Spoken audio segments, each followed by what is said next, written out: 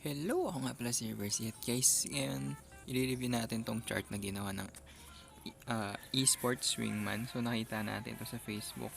So titingnan natin yung kung accurate ba siya. No? So simulan na natin yan. So makikita yan dun sa S plus 0 dun sa mga marksman. So makikita marksman yun. No? Sa marksman ng S plus na yun ay si Bruno, Kari, Claude, tapos si Granger, which is totoo naman itong tatlong to yung talagang pinaka masasabi natin na talagang meta marksman yan. Okay, so tama yun dyan, check tayo dyan. Dito naman sa fighter si Sylvana lang, pero hindi ko alam bakit wala dito si Chu parang nakikita ko as an S plus hero din, although naka-counter siya ni Minsitar and ni Kufra. I think he deserves to be an S plus 0 and export as well.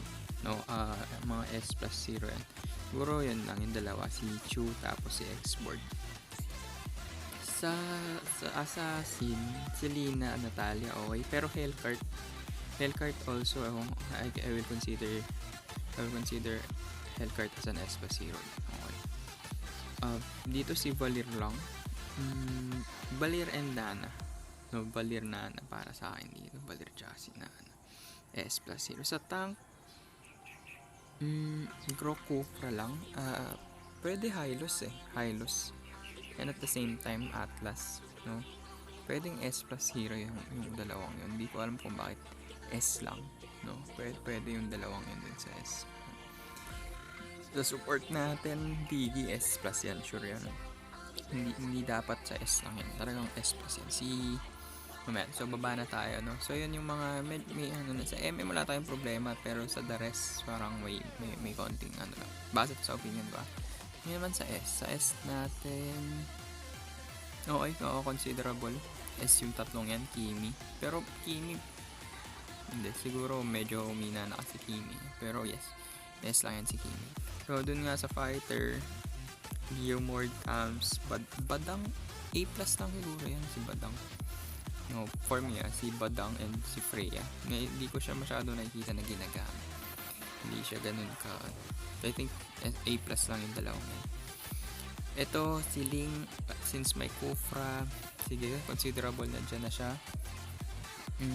Lancelot, sige, pero Hellcart, S plus yan. Dito, siguro, pera lang kay Nana. Si Silion, hindi ko na. Pero Esme pala, Esme, I can consider him as an S hero. No? Kasi may nandun yung Harit Hindi ba ako nandun yung Harit? Yung pang-counter sa kanya nandun din. Sa tank, okay na siguro yung tatlo dyan, or yung dalawa. Sige.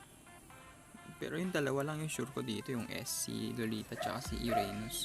Pero yung dalawa, Hylos, tsaka Atlas, I don't see it as S hero lang. S plus yung dalawang para sa akin. Ito naman si Digi S plus, Carmila Estes. Yan, Carmila Estes, S hero. Sa A plus naman tayo, A plus, Leslie, sige. Guinevere, okay. Aldous, Gashon, okay. Ito accurate na to. Ito accurate to, hanggang tank. No, siguro yung kung i-recall nyo na lang, dun sa mage, si Esme dapat nasa S. Si Kaja Rafaela, A plus lang ako. Tama. Kagura Lilia, A plus 0 lang siya. So, dito, yun lang. May mga konting changes. Based on to sa opinion ko. So, comment down below kung ganun din yung opinion. Okay, next tayo dito sa A hero. Ayan, A hero, marksman, wala tayong problema. Minsitar, for me, Minsitar is an S hero Minsitar is an S hero, underrated siya masyado. Funny, Tigril, Franco, ano yan, S hero. O kaya A plus. Masyadong mababa para. Tsaka ang itim, mga A plus din yun. Masyadong mababa. Minsitar S plus hero. S plus or S hero.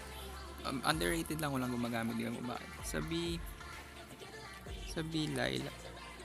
Feeling ko yung B parang nabaliktad na marksman. Dapat yung B nasa C si Laila, tapos si Laila Yisenchin dapat C, tapos Mia Hanabi B.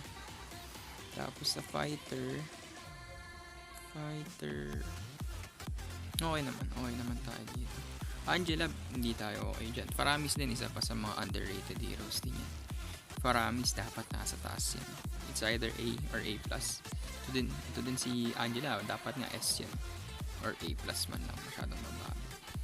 And then dun tayo sa C. Okay naman, accurate na yung C. Ito na talaga yung may, pero nandun kay Mia, mas malakas si Laila si Mia kaysa kay Laila. So dapat di ganito yan. So ayan, sana gusto yung video natin, yun yung short review natin. So kung may suggestions pa kayo, comment down below lang, okay? Kung sa tingin nyo may hero na dapat nasa A, comment nyo down below. Kung sino yung nasa B, comment down below. Comment nyo kung saan dapat may mali, saan may mga mali, okay? So ayan, hanggang sa mali, ako si Reverse Guy. Like, comment, subscribe. Booyah!